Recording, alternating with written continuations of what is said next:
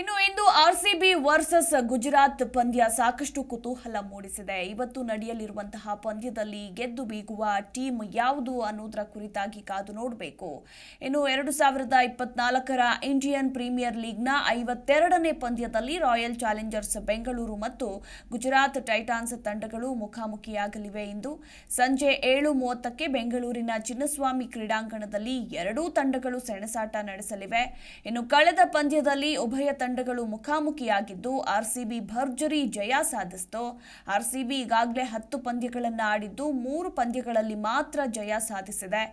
ಗುಜರಾತ್ ತಂಡ ಆಡಿರುವ 10 ಪಂದ್ಯಗಳಲ್ಲಿ 4ರಲ್ಲಿ ಗೆಲುವು ದಾಖಲಿಸಿದೆ. ಇದೀಗ ಎರಡೂ ತಂಡಗಳು ಗೆಲ್ಲಲೇಬೇಕೆಂಬ ಉತ್ಸಾಹದಲ್ಲಿವೆ. ಕಾದು ನೋಡಬೇಕು ಯಾರು ಗೆದ್ದು ಬೀಗ್ತಾರೆ ಅಂತ.